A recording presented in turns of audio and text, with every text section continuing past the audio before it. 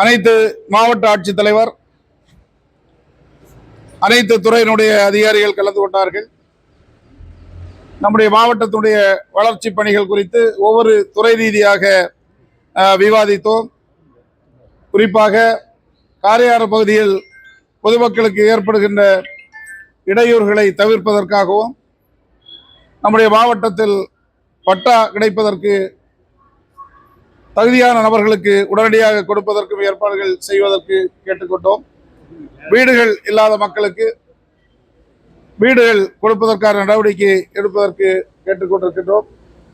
Railway துறையில் railway மேம்பாலங்கள் கட்டி முடிக்கப்படாத இடங்களில், குறிப்பாக சேரன்மாதேவி போன்ற இடங்களில் கட்டி முடிப்பதற்கு ரயில்வே துறை உடனடியாக NOC கொடுக்க வேண்டும் என்ற கோரிக்கையை வலியுறுத்தியிருக்கின்றோம். அனைத்து துறை அதிகாரிகளும் கலந்து கொண்டு இதற்கு ஆவண செய்வதாக உறுதியளித்திருக்கின்றார்கள். மணிமுத்தாறு பாபநாசம் அணையை டனல் மூலமா இணைக்கணும்னு சொல்லி நீண்ட நாள் கோரிக்கை நாடாளுமன்றத்தில் சுற்றுச்சூழல் அமைச்சகத்தின் கீழே அனுமதி இந்த இதை பொறுத்தவரையிலும் டிஷா கமிட்டியில் அதை தீர்மானம் நிறைவேற்ற முடியாது. முதலடியாக ஜல்சக்தி துறையில் தாமிரபரணி ஆறை சரி செய்வதற்கு குரல் கொடுத்தேன். மத்திய அமைச்சர் எவ்வளவு தொகை அதற்கு செலவானாலும் அதை கொடுப்பதாக உறுதியளித்திருக்கின்றார்கள். அதற்கான DPR டீட்டெயில் ப்ராஜெக்ட் ரிப்போர்ட் தமிழக அரசு தயாரித்து கொடுக்க வேண்டும் என்று கேட்டிருக்கின்றார்கள்.